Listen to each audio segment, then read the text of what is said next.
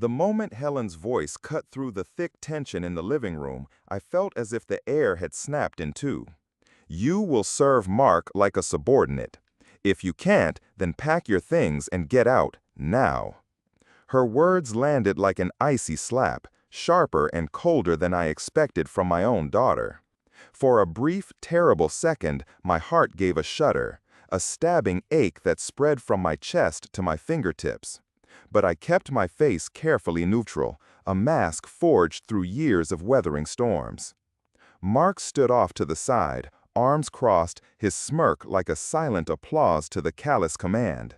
The place I had once called home felt alien, hanging heavy with contempt and bitterness that seemed to have dripped from every word they spat. The woman who had birthed Helen, raised her with sleepless nights and endless patience, demanded to be treated like a servant or discarded like trash.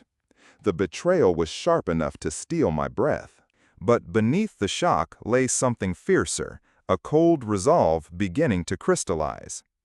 Their voices escalated, harsh and unforgiving, echoing against the walls lined with framed photographs of happier times, family vacations, birthdays, the quiet smiles of a life I had built carefully and lovingly. I saw those images like a cruel reminder, proof of a past that mattered to me but evidently meant nothing to them. Helen's tone was venom-laced. Mark's silence spoke volumes.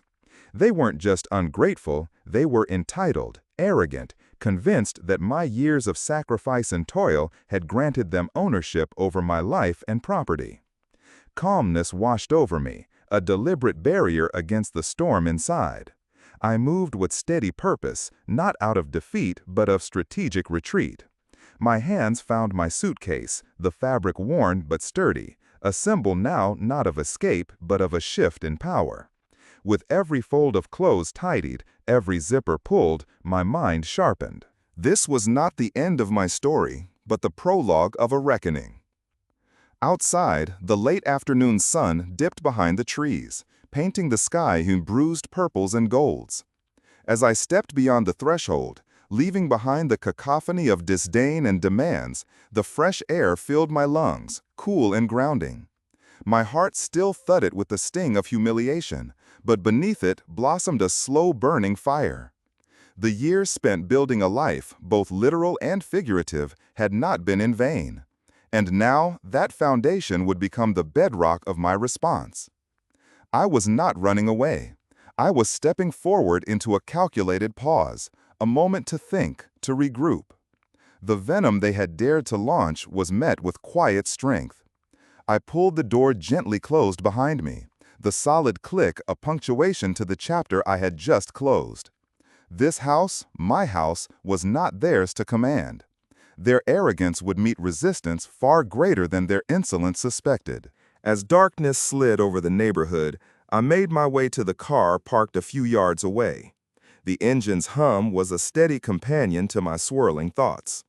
I imagined each mile as a buffer, a calm before the storm I was about to unleash.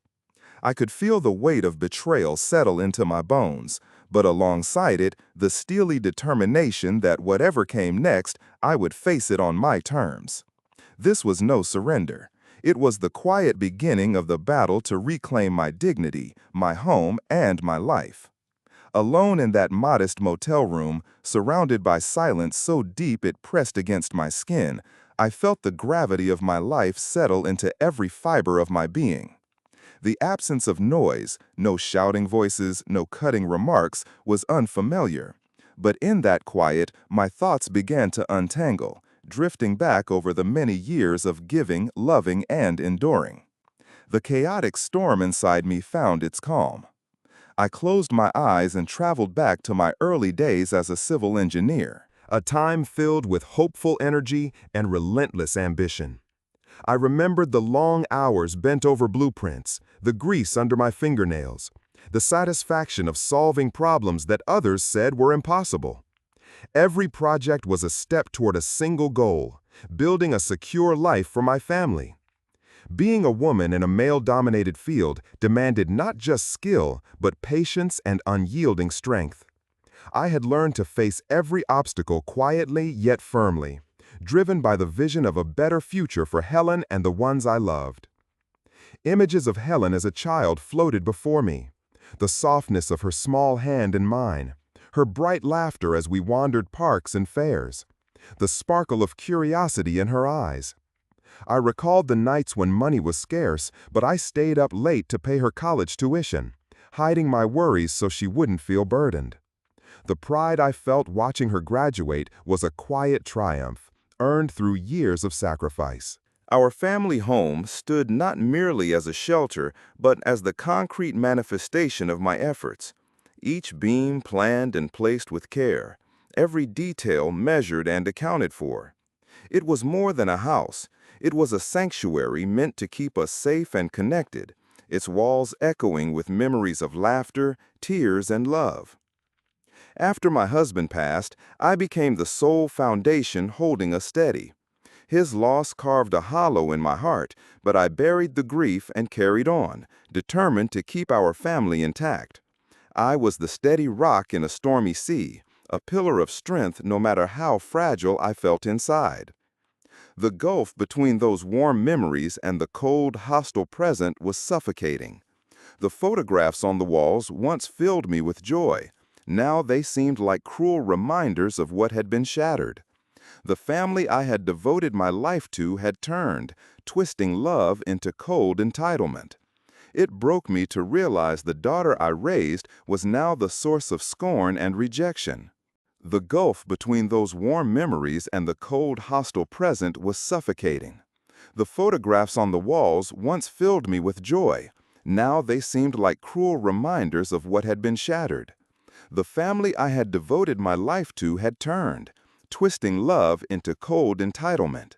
It broke me to realize the daughter I raised was now the source of scorn and rejection. The ache was deep, squeezing my chest, threatening to silence me. Yet amid that pain, a fierce fire began to burn. I was not defeated. I was awakening. This betrayal was not the end, but a brutal wake-up call. Life had already taught me how to confront impossible challenges, how to see beneath surface cracks to the structure supporting them.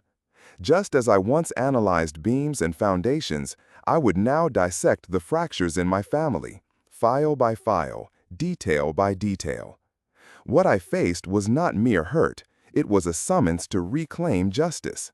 My life's work, my devotion, my sacrifices demanded acknowledgement and repayment, not through rage or retribution, but through patient resolve and measured action. This would be no reckless vengeance. It would be methodical, smart, and unyielding. In the quiet glow of the motel lamp, I pulled out a worn notebook and began to sketch rough plans for what must come next. Helen and Mark had assumed control, blinded by arrogance and greed. Unaware that beneath my calm, a storm had formed. My years of experience in finance, contracts, and legal details gave me weapons they lacked. I started mapping their deception and weakness, envisioning my strategy like the blueprints I once drew, precise, practical, and effective. I thought again of the house, my fortress, where every nail and plank bore witness to my hard work. It would be the symbol and battleground of this fight. I would use all my knowledge and skills to protect it, to rebuild boundaries they thought fragile. No longer would I be sidelined, quiet, and ignored. I would be the architect of their undoing. Night deepened outside, but inside me a plan took shape. Sharpened by memories of sacrifice, fueled by a need to honor all I had endured. This solitude, painful though it was, brought a clarity that the chaos of the household had obscured. I embraced the past, not to be crushed by it, but to gain strength. I was no longer just a mother betrayed. I was a woman reclaiming her power. This was a new chapter of my life, one I would write with precision and determination. The path ahead would be difficult and uncertain, but I was ready. My resilience had been forged through loss and love, shaped by experience and drive. Now it would become my greatest weapon as I prepared to face the battle and win.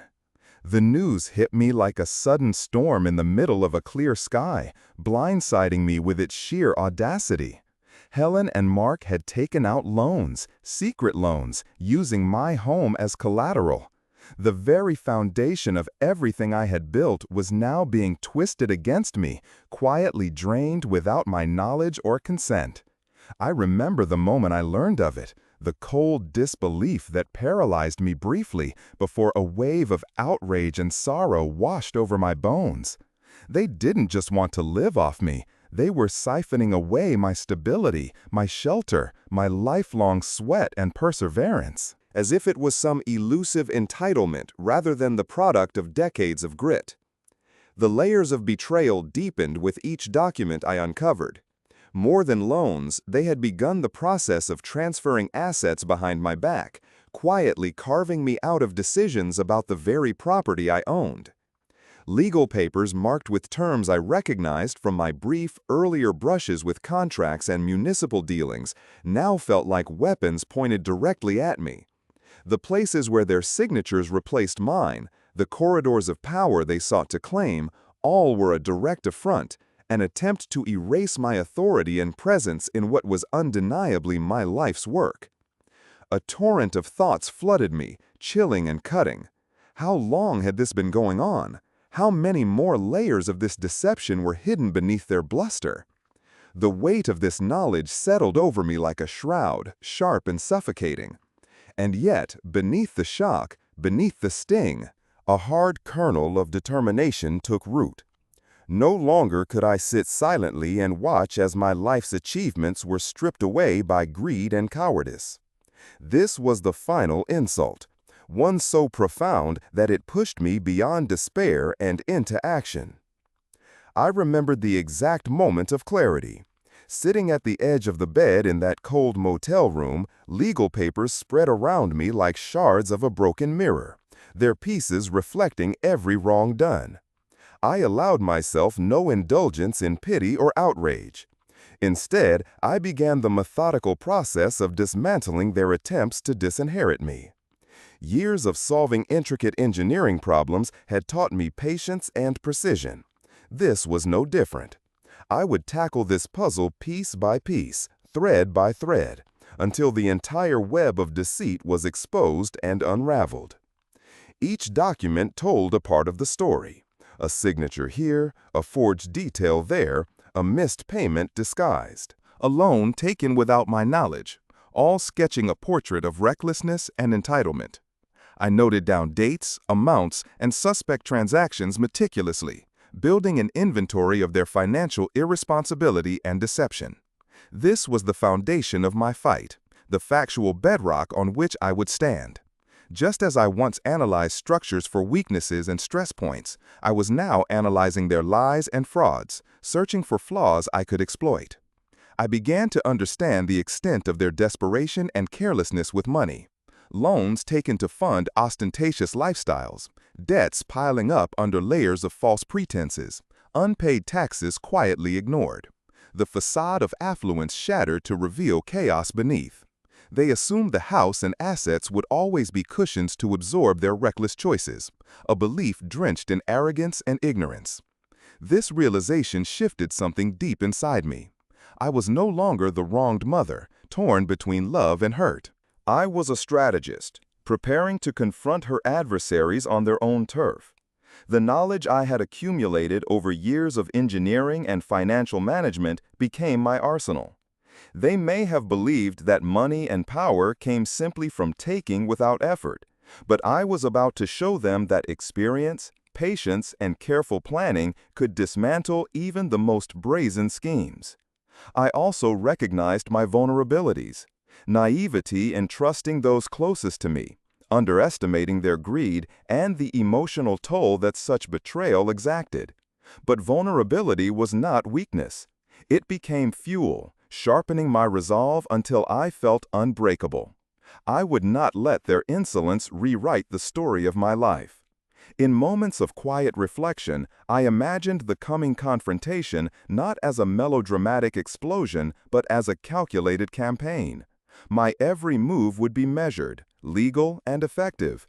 I envisioned calling on allies, trusted old friends, lawyers familiar with property and finance, experts who could read between the lines of obscure contracts and financial statements. I would surround myself with knowledge, backing my claims with evidence, precision, and reason. The betrayal was raw, but it galvanized me. The injustice of being excluded from decisions about my own property, decisions I had every right to participate in, was unacceptable. Helen and Mark's disregard for the labor and love embedded in that house was more than disrespect. It was theft of legacy, identity, and security. I realized, too, that this battle was about more than just property. It was a reclaiming of dignity. I could no longer allow myself to be sidelined or silenced, a passive figure erased by ambition and greed. I had poured my life into creating stability and comfort, lessons taught through years of toil and sacrifice. That life, and my right to it, would not be stolen without response. I felt an eerie calm settle in, a steeliness born from purpose. The path ahead was daunting, lined with legal battles and emotional landmines, but I approached it steadily. Helen and Mark might assume they held the power now, but their overconfidence was their greatest weakness. They had made themselves careless in the assumption that I was finished, that I was powerless. But I was gathering strength. I was ready to fight, not with anger or desperation, but with intelligence and patience. My plan was no impulsive retaliation, but a carefully nurtured strategy. I would expose the truth, block their financial maneuvers, and reclaim the authority they had stolen. From that moment on, no detail, no signature, no transfer would escape my scrutiny. I embraced the long journey ahead, fueled by the memory of all I had endured and the certainty that the scales of justice demanded balance. This was the turning point, the moment where sorrow hardened into resolve, and the fight for my home, my security, and my dignity began in earnest.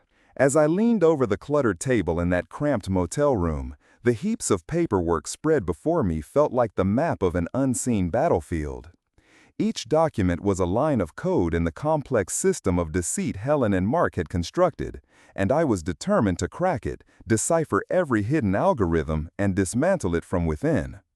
The years I had spent mastering calculations and project management returned to me like an old friend. The precision, the focus, the drive to solve a tough problem no matter how complicated, it all surged back with renewed urgency. The mortgage statements alone revealed a tangled mass of loans layered atop one another, some with suspiciously low interest rates, others with unclear repayment schedules. My practiced eye noticed anomalies, funds drawn down multiple times on the same collateral, overlapping deadlines, and incomplete disclosures. Helen and Mark had carelessly piled these debts against my home, as if it were an endless resource to fuel their desires without regard for consequences. I sorted through loan agreements, noting signatures that didn't quite match up, dates that didn't align, and terms that were incomprehensible without the assistance of a seasoned lawyer like Arthur. I recognized the subtle marks of forgery, not outright, but enough to cast doubt on their validity. That was a window I intended to pry open, and I planned to call in expertise to make full use of every irregularity. The mortgage servicers, meanwhile, had been charging me automatically for some payments on these loans, a cruel irony considering their illegitimacy. Automatic debits that drained what little remained in my accounts, payments on loans I never approved, managed by people who never asked me a question. It was a faceless injustice, hidden beneath the daily grind of life, and I vowed to stop it in its tracks. Beyond the immediate loans, I found evidence of Helen and Mark's reckless financial choices. They treated my home as a cash machine, funneling money into risky businesses and extravagant expenses that made no sense when viewed on paper. I uncovered transfers to shell companies with no clear purpose, investments planted in faraway ventures, and bills piling up without repayment plans. Sandra's sharp analysis brought these shadows to light. She was relentless, uncovering unpaid property taxes that threatened to invoke legal liens and expose the home to foreclosure. The sheer negligence bordered on willful destruction. Here was a facade of prosperity built atop a mountain of undisclosed debts and unpaid obligations, one that only now was starting to crumble under its own weight. The numbers painted a devastating portrait of the greed and entitlement eroding my legacy. But they also gave me the leverage I needed. Each misstep by Helen and Mark was a lever I could use to pry control from their grasp. Every loan taken without my consent, every unpaid tax, every false signature was a piece of armor in my fight. Arthur was my anchor in this tempest. Our discussions were blunt but productive. He explained the legal intricacies of property rights, underscored the challenges ahead, and helped me refine the phrasing of my claims so that they held up under scrutiny. Every letter we prepared demanded accountability and transparency, bearing the indecency of Helen and Mark's actions. Sending those letters required courage, but Arthur's belief bolstered mine. Sandra's reports formed the backbone of our case. They detailed the financial chaos, laid out the fraudulent acts, and provided clear evidence that Helen and Mark's management was not just irresponsible, but illegal. Their lavish lifestyle, funded by my home's equity, was nothing but a house of cards, each illegal and rash decision a gust that threatened to topple it. The motel, small and bare, had become a sanctuary of sorts, a silent witness to my transformation. Where once my family had been a source of warmth and comfort, now they were the adversaries I was preparing to confront head-on. Yet, amidst the sterile walls and quiet hum of passing cars, I found renewal. My grief and anger honed into sharp clarity, my sorrow tempered by resolve. Every day began with a quick review of my notes and deadlines. There were calls to financial institutions pleading my case and warnings about fraudulent transactions, requests for freezes on accounts and transfers, and countless hours spent organizing evidence. I was cautious because a false step could provide Helen and Mark the maneuvering room to delay or dismiss my efforts. Precision balanced impatience in my calculations. Long hours were matched by brief moments of reflection. I allowed myself to think back to the better times. The gentle smile Helen wore as a child, the celebrations of birthdays and graduations, the days I labored to build a secure future. Those memories, painful yet precious, reminded me why this fight was necessary. It was about more than money or control. It was about justice, respect, and reclaiming the dignity they had tried to steal with every sneer and betrayal. Though the legal battle loomed with uncertainty, I felt no fear, only determination. Helen and Mark's hubris was a glaring weakness. They had acted hastily, recklessly, assuming my submission and silence. But my experience and preparation would be their undoing. They had underestimated not only my age, but my resolve and the power of decades of knowledge born from hard work. Sometimes exhaustion washed over me like a wave, but the fire inside refused to dim. I reminded myself that every expert I consulted, every piece of evidence I secured, was a step toward the restoration of my life. Nothing would be left unexamined, no stone would remain unturned. This was not only a reclaiming of property, it was a battle for identity and legacy. The house had been my home and my refuge, a physical testament to years of sacrifice. Defending it wasn't simply a legal matter, it was an emotional one. I envisioned the coming days as a careful assembly of forces, legal, financial, and emotional, working in harmony. This strategy, as intricate and precise as any engineering schematics I had ever drafted, was designed to outmaneuver and outlast them. Helen and Mark might flit between recklessness and panic, but I was steady. Every spreadsheet meticulously filled, every document parsed and cataloged, each became a thread in the intricate fabric of my plan. That fabric was woven with patience, intellect, and a fierce desire for justice. I was no longer the disregarded mother, nor the broken woman cast aside. I was an unyielding force, a calculated storm gathering strength. With every passing day, the foundation I was rebuilding grew stronger, made not of bricks or mortar, but of evidence, planning, and unwavering resolve. The legal arguments we prepared spoke to the heart of the matter, exposing the fraud and securing the tools to halt any further damage. The fight to freeze assets, to invalidate unauthorized loans, and to strip Helen and Mark of their claimed authority was well underway. The quiet nights often ended with a look toward the future. Uncertain, yes, but promising. Justice demanded patience and persistence. I was ready to walk that path, meet every hurdle, and hold my ground. What Helen and Mark thought was a house of entitlement was coming undone, and the rightful owner, the woman who had built it, would be vindicated. This was no mere quest for revenge. It was the restoration of balance, a shining testament to truth, a reckoning for arrogance. The work ahead would test me in ways I had never anticipated, but I welcomed it. I was ready not just to fight for my property, but to reclaim my life, dignity, and power.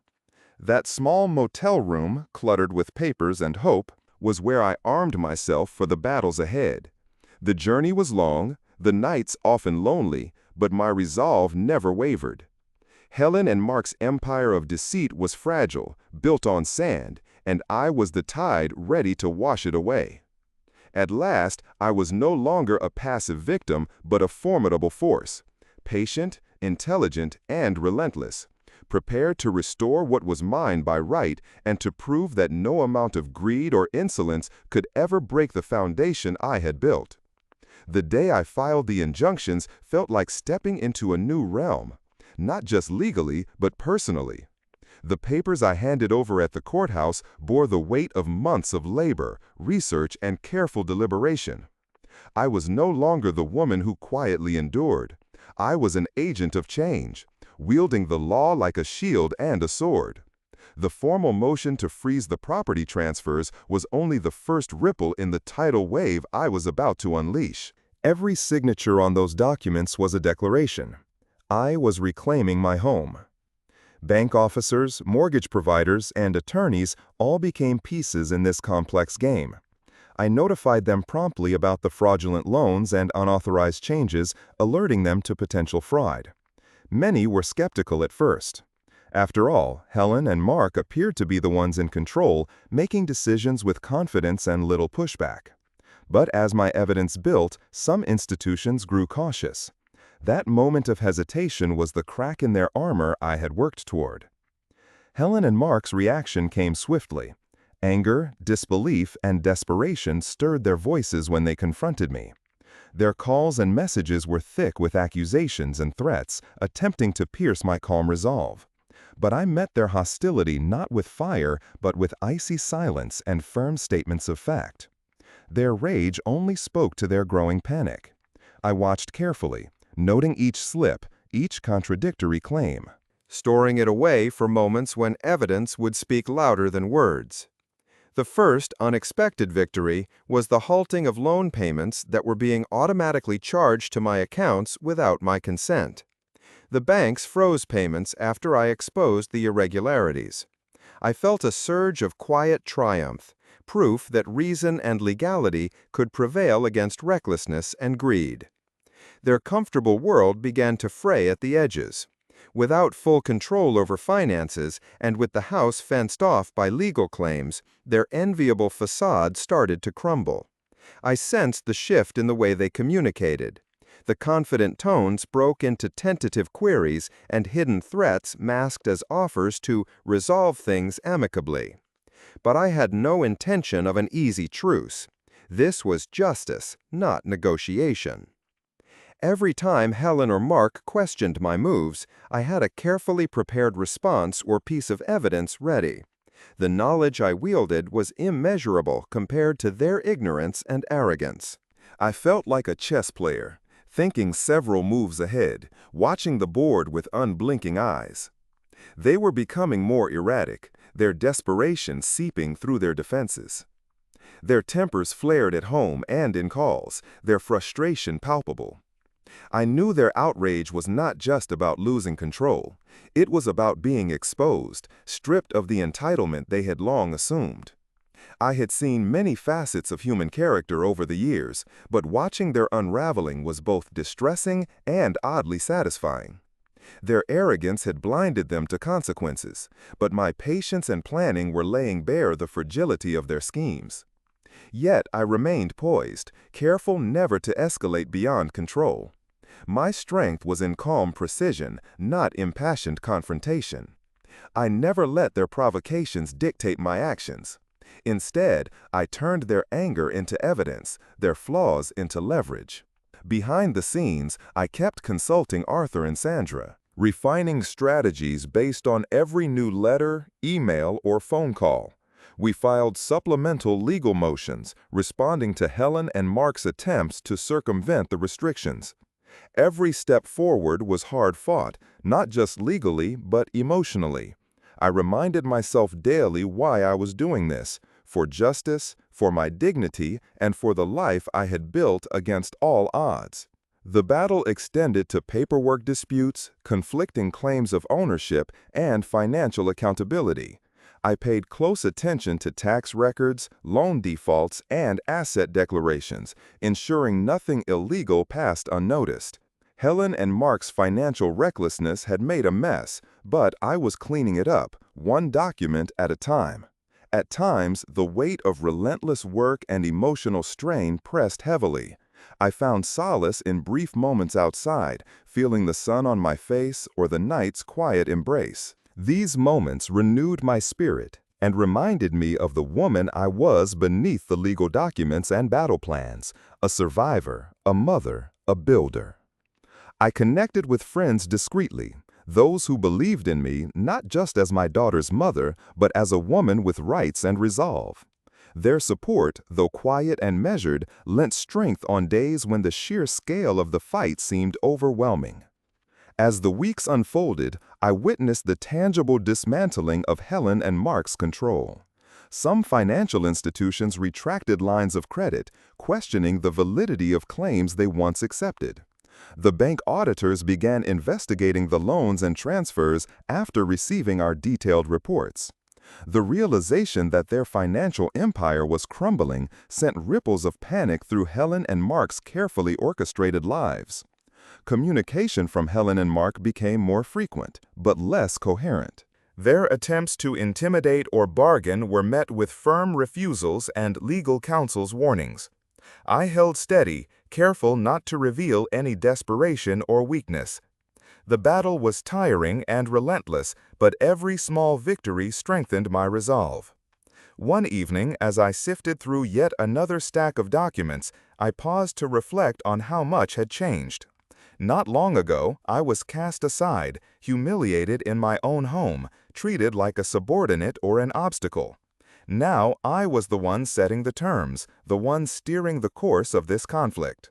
The plan I had nurtured was coming to fruition, a testament not just to my perseverance, but to the power of careful preparation and craft. I was proving to Helen, Mark, and myself that age, kindness, and patience were not weaknesses but strengths. I was rewriting the story, reclaiming my home and my dignity with every legal move, every documented challenge. Though the final victory was still ahead, each restrained and deliberate action brought me closer. I was no longer merely surviving, I was reclaiming control. The once silent woman was now a force neither Helen nor Mark could ignore. In this calculated execution of my plan, I found not only justice, but a deep and abiding sense of renewal. This was my moment, the peaceful yet potent assertion that no matter the pain caused by betrayal, a measured and determined spirit can prevail. The levers of power I pulled were quiet and precise, but their impact was profound. They unmasked the entitlement, greed, and neglect that once threatened to consume my legacy. And in their place, I built a new foundation, one of dignity, resolve, and rightful authority. This was far more than a legal dispute. It was the restoration of respect and the safeguarding of everything I had sacrificed to build. and I was ready to see it through, no matter how long or hard the journey. The morning of the hearing arrived with the dawn, casting a soft glow over the quiet streets, the kind of light that feels both calm and momentous, as if the world itself holds its breath for the day's verdict. I woke early, nerves surging silently beneath my resolve, the weight of months, years really, of struggle pressing heavily on my chest. Yet beneath the gravity, there was an undercurrent of something stronger, a hard-won confidence, a steady knowledge that I had prepared every detail with precision, and that this was my moment to reclaim what had been stolen. Dressing carefully, I chose clothes that reflected the woman I had become, not just a weary victim, but a steadfast force. No flash, no pretense, just dignity carefully gathered like armor. I caught my reflection in the mirror and met the eyes of a woman who had endured more than betrayal, one who had built, fought, and refused to be crushed. Entering the courthouse, I felt every step echo with unfamiliar determination. The sterile halls buzzed with whispered conversations, a symphony of stakes and struggles invisible to strangers. As I waited in the quiet room before the hearing, my gaze drifted to the rows of empty chairs, imagining the many stories held within those walls, struggles not unlike my own. The realization steadied me. I was part of something larger now, not merely fighting for a house, but for dignity and justice. When my name was called, I rose and stepped into the courtroom, the atmosphere taut with expectation. Helen and Mark sat at the opposing table, faces carefully composed but betraying flickers of unease beneath their practiced masks. Their confidence seemed brittle, and I felt for the first time in years that they lacked the control they pretended to hold. The days when I was sidelined, stripped of voice, seemed like distant shadows, now replaced by clarity and purpose. The hearing unfolded deliberately, each session a careful unveiling of facts meticulously assembled over months. I presented evidence not with anger, but controlled precision. Forged documents, unauthorized loans signed without my knowledge, unpaid taxes threatening the house's safety, and the reckless financial choices that endangered my legacy. Arthur's steady interjections reinforced every claim, translating complex legalese into undeniable truths. Layer by layer, the facade Helen and Mark had built began to crumble. Helen's and Mark's expressions shifted as inconvenient facts emerged. Helen's gaze darted nervously toward the gallery. Mark's jaw clenched in fading defiance. Their attempts to counter with hollow excuses or emotional appeals fell flat against the cold, hard evidence. The financial experts and forensic auditors who testified painted a devastating picture of entitlement and gross negligence. Their lavish lifestyle, paid for by collateral abuse and debts hidden, was no defense against the law. The judge's questions were incisive and fair, piercing through the veneer of deceit. How could the rightful owner be excluded from decisions about her own property? Why were loans secured against the house without her knowledge or consent? The courtroom filled with a heavy silence as those questions went unanswered, except by the weight of witness testimony and documented proof. Each piece of evidence seemed to fill a void of truth, illuminating the greed that had threatened to consume not only my assets but my identity. In that room, surrounded by legal minds and weighed down by stark reality, I felt an overwhelming sense of standing firm, not just as a plaintiff but as a woman reclaiming her voice. The final moments of the hearing were charged with anticipation. The judge's pen scratched familiarly as the verdict was read, each word a balm and a sword.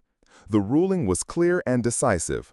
All assets and property controlled would revert fully to me. Loans and financial claims made fraudulently were invalidated.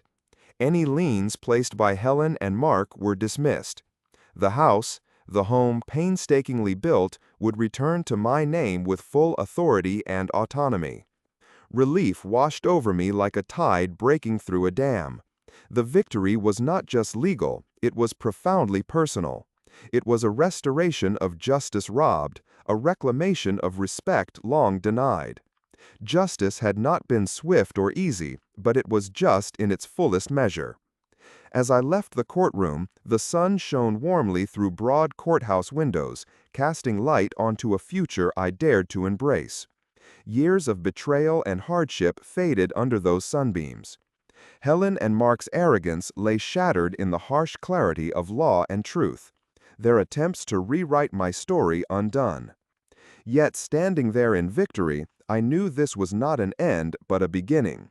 The road ahead required vigilance, protecting both my property and the fragile dignity this fight had restored. The scars of betrayal remained, but they served as reminders of the strength that adversity fosters in the human spirit. Walking away from the courthouse, rightful owner once more, I was filled with a renewal that transcended material possessions. This home was now a fortress, not just of walls and beams, but of resilience and reclaimed identity. Helen, the daughter I had nurtured with love, had become a symbol of hubris and entitlement brought low by her own making. But I stood above that wreckage, steady, proud, unbreakable. I had reclaimed not only a house, but my rightful authority, dignity, and peace. Justice, I understood in that moment, was more than a verdict. It was a living force, slow, often frustrating, but powerful beyond measure when pursued with patience and clarity. My victory was proof that cruelty and greed could be overcome by measured strength and unyielding resolve. The fight had tested me in every way, emotionally, mentally, even physically. But it also revealed an unanticipated truth. Beneath pain and betrayal lies a bedrock of strength capable of withstanding the most ruinous storms. Though the battle was won, I remained cautious and prepared. Every lesson learned, every victory achieved, deepened the resolve to protect what I had fought so fiercely to regain. This was my home, my legacy, and my story, and no longer would it be at the mercy of those who sought to diminish it. Standing beneath the open sky as I walked away from that courtroom, I breathed deeply, filled with gratitude for the peace that settled over me. I was more than a survivor. I was a woman reborn through circumstance and courage, ready to face whatever the future held with a heart fortified by justice and a spirit unbroken.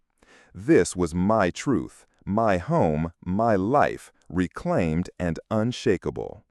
Back in the quiet of my reclaimed home, surrounded by the familiar walls I had built and nurtured over the years, there was a stillness that felt both new and deeply comforting. This place, once filled with tension and betrayal, now held a renewed promise, one I had fought hard to restore. It was no longer just a house. It had become a sanctuary, a symbol of resilience and survival. Joy did not wash over me in a sudden flood. Instead, a profound peace settled into my bones, a peace forged through struggle, tempered by pain, and deepened by the justice finally served. The wounds left by the betrayal would always whisper their stories, but they no longer controlled me. Instead, they reminded me of the strength I had found within, a strength born from the very trials that threatened to break me. Each room in this house held memories, some joyful, others bittersweet. The kitchen where Helen and I once laughed over meals now felt quieter, the echoes of past warmth mingling with the present calm. Upstairs, the bedrooms held the quiet stillness of nights spent wrestling with heartbreak, but also of dreams that refused to be extinguished. The house itself seemed to breathe with a renewed vigor, as if acknowledging the reclaiming of its rightful owner. Reflecting on Helen, the daughter I had raised with so much love and sacrifice, I was struck by the painful contrast. The woman who once inspired pride had become a mirror of arrogance and entitlement, undone by choices steeped in greed. It was painful to accept how far that bond had fractured, how betrayal had redefined our relationship. Yet in that difficult truth lay clarity. The pain of her actions no longer weighed me down. It fueled my resolve to protect the life I had built and deserved. The battle had been about much more than property or money. It was about respect, about reclaiming the dignity eroded by years of contempt and disregard. I had given everything to create a foundation of stability, a home rooted in love and perseverance. That foundation had been threatened, but through patience, courage, And relentless determination, I had rebuilt it stronger than ever. Freedom found me in the small moments, sipping coffee by the window as morning light spilled across the floor, tending the garden where flowers bloomed in defiance of the hard seasons, listening to the quiet sounds of the neighborhood settling into evening. These ordinary acts became powerful affirmations of life reclaimed, each one a victory over the darkness that had once enveloped me. There were times when memories of what might have been stirred faint regrets. I allowed those feelings to surface briefly, not to dwell, but to acknowledge the depth of loss. Then I let them fade, choosing instead to focus on what was still mine: the power to shape my days, the freedom to live with integrity, and the strength to face the future without fear. The scars of betrayal marked my spirit, but they also bore witness to survival. The text, I no longer bore them as heavy chains, but as badges of endurance, a testament to the unbreakable will that had carried me through. Each scar told a story of resilience, a whisper of hope, and the quiet victory of justice. Looking around my home, I no longer saw the house as merely a physical space, but as a monument to perseverance. It stood as a reminder that even when the world turns cold and cruel, a determined heart can light the way back to warmth and belonging. This was more than shelter. It was the embodiment of a life restored. The future remained uncertain, its path uncharted and full of challenges I could not yet foresee. But I embraced it with clear eyes and steady hands. The lessons learned through betrayal had sharpened my instinct, deepened my wisdom, and fortified my spirit. I was no longer vulnerable to the shadows that had loomed before. Now, each step forward was taken with purpose. The power and dignity I had reclaimed were mine to protect fiercely. The sacrifices made had not been in vain. They had paved the way for a new chapter, one I would write with intention, strength, and unyielding resolve. The daughter I once trusted might now be a figure of foolish pride and regret, but I chose not to carry bitterness. Instead, I chose grace, the grace that came from justice won, from a heart healed, and from the knowledge that I was whole again. Standing beneath the open sky, breathing deeply the air of a life reclaimed, I felt gratitude. Gratitude for the peace that settled within, for the justice that had been served, and for the courage that had carried me through. I was more than a survivor. I was a woman reborn through adversity, fortified by experience, and ready to face whatever came next. This was my truth, my home, my life, reclaimed and unshakable.